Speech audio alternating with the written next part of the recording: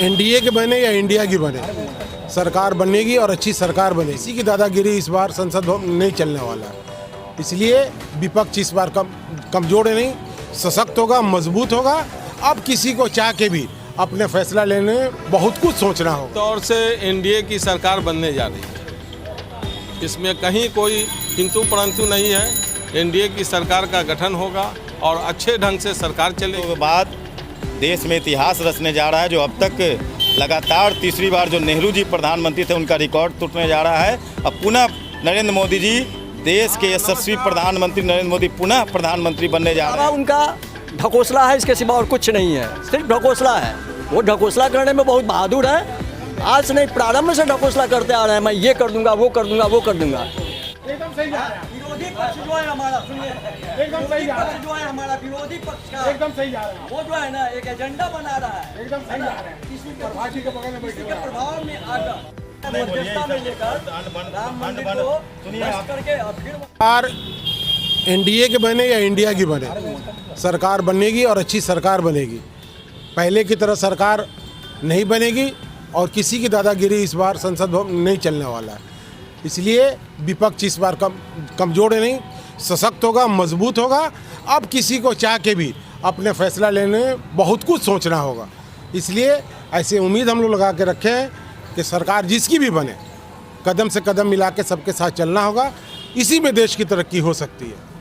रही बात रिजल्ट की, जो आप पूछना चाह रहे हैं, तो रिजल्ट ने साफ दिखा दिया है कि नफ़रत की दुकान इस बार बंद हो चुकी है, मोहब्बत की दुकान खुल चुकी है।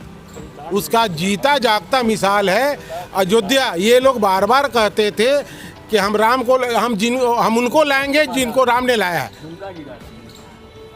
हम राम को लाए, जो राम को लाए हैं हम उनको लाएंगे, ये भी बार बार कहते थे। लेकिन अयोध्या में रिजल्ट देख लिए क्या हुआ। अयोध्या वालों ने ये साबित कर दिया कि अयोध्या में राम भक्त प्योर रहते हैं, अंध भक्त नहीं रहते हैं। इसलिए वो सब बात गई, मंदिर मस्जिद की बात गई, हिंदू मुस्लिम की बात गई, इधर बम उधर बम, ये सब नहीं है। अब आज का जनता जागरूक है। सबको शिक्षा चाहिए, दाल रोटी का व्यवस्था चाहिए, नौकरी चाहिए। अब बतौलेबाजी बहुत हो गया। अब देश दूसरे राह पे चल रहा है, विकास देख रहा है। और विकास के राह में जो भी इस बार रुकावट आएगा उसको यहाँ की जनता भगाएगी और भगाने का काम शुरू हो चुका है। भले ही ये लोग कह रहे हैं कि हम सबसे मजबूत पार्टी बन के आए हैं, लेकिन देखिए इनका हश्र क्या हुआ। और आज क्या लगता है पलटी मारेंगे? देखिए 10 साल से ये लोग अपने चंगुल में नचा रहे थे देश को। इस बार ये लोग फंसे हैं। चचा भतीजा में कोई फर्क नहीं है। वो तो एक जानबूझ के हम लोग का किया हुआ एक तमाशा था जिसमें आज ये फंसे हैं। चचा भतीजा एक थे, एक हैं और आगे भी देखिएगा हम एक ही रहेंगे। हम इधर उधर भागने वाले नहीं हैं। सामाजिक न्याय के लोग हैं, सामाजिक न्याय के हम लोग योद्धा रहे हैं। कर्पूरी ठाकुर से लेके तक हम लोग इधर उधर जाने वाले नहीं हैं। इस बार ये लोग हम लोग के जाल में फंसे हैं। बड़ी मछली इस बार जाल में फंसी है। इसलिए चचा भतीजा जो एक साथ आज गए हैं हवाई जहाज में, आप यकीन रखिए कि बहुत बड़ा खेला होने जा रहा है।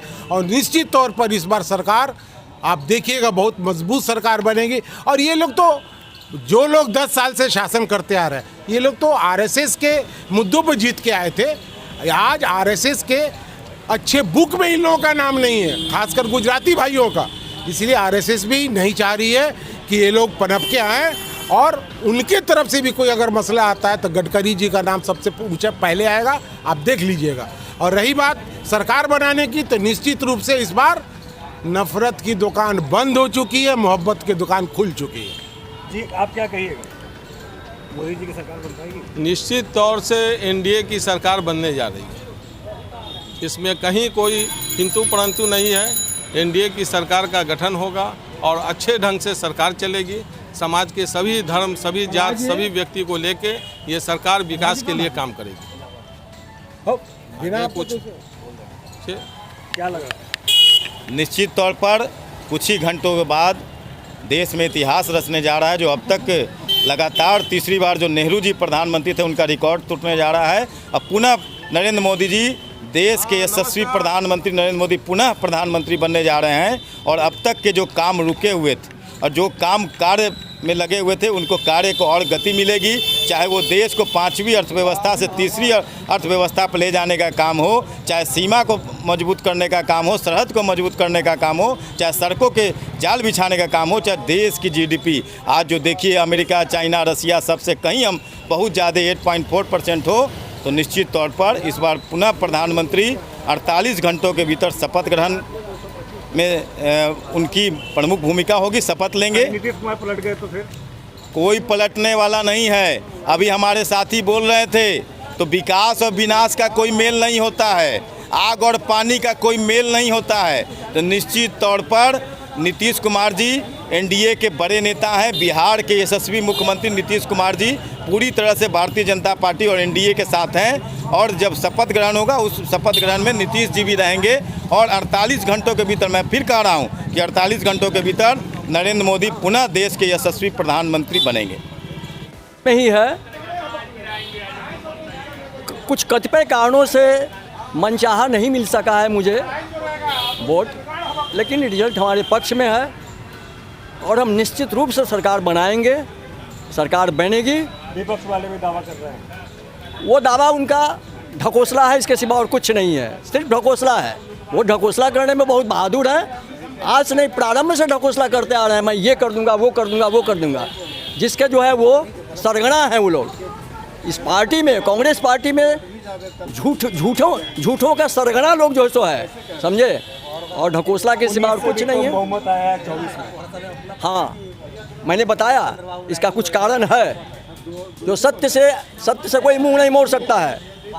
बेकारी की समस्या आज देश में विकराल रूप ले रखी है। दूसरा, महंगाई जो हमारे पेट पर लात मार रहा है, जिससे हम आधा पेट भोजन करते हैं, भरपेट भोजन नहीं मिलता है, नाश्ता नहीं मिलता है, कुछ नहीं मिलता है, कोई पौष्टिक आहार नहीं मिलता है।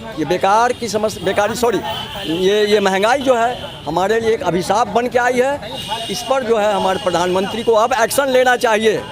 बड़े बड़े पूंजीपतियों पर, बड़े बड़े कैपिटलिस्टों पर, बड़े बड़े व्यापारी लोगों पर, तब जा कर के महंगाई कंट्रोल में आएगा और बेकारी की समस्या भी हल होगी। बड़े बड़े कल कारखाने हमारे देश में खुले, भैया एक मिनट, है ना।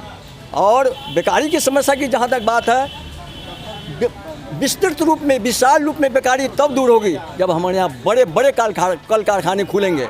हमारे यहाँ कम बेकार नहीं है, करोड़ों में बेकार है। लेकिन 10 साल हो गए, लेकिन देश में कुछ हुआ है, बहाली हुई है। हमको आपको नहीं लौक रहा है, बहुत कम संख्या में बहाली हुई है, करोड़ों में बहाली नहीं हुई है, ये बात सत्य है, लेकिन बहाली हुई है। क्या उम्मीद है आपको नई सरकार से?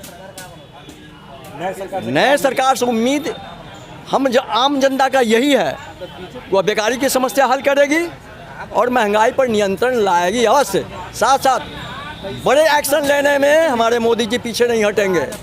राष्ट्र के विकास के लिए वो रहें ना रहें, बड़े एक्शन लेंगे, उससे कोई मुंह नहीं मोड़ सकता है। और जितने हमारे घटक दल हैं, कोई कुछ नहीं बोलेगा। हम देश हित में अगर बड़े एक्शन लेंगे तो प्रधानमंत्री अपने हित में नहीं जा रहे हैं। कौन है उनको भोगने वाला? किसके लिए हुए हैं? आम जनता के लिए, देश के लिए हैं। और बाकी लोगों को तो बहुत है। सरकार बन जाएगी, एकदम बनेगी सर। नीतीश बाबू निश्चित रूप से नहीं भागेंगे इधर उधर, वो वादा कर चुके हैं, पहले भी वादा किए थे। तो वो जाने दीजिए उस बात को। उधर हुई थी कुछ गड़बड़ियाँ, उन्होंने एक्सेप्ट किया है, लेकिन अब उसके बाद जो उन्होंने वादा किया है, स्पष्ट रूप से लोगों के बीच उन्होंने कहा है अब हम जो है तो कहीं नहीं जाएंगे, चाहे जो हो जाए, जहाँ हैं हम वहीं रहेंगे। तो आशा किया जाता है पूर्ण रूपेण कि वो निश्चित रूप से सरकार के गठन में सहयोग करेंगे और अच्छे पद पर रहेंगे।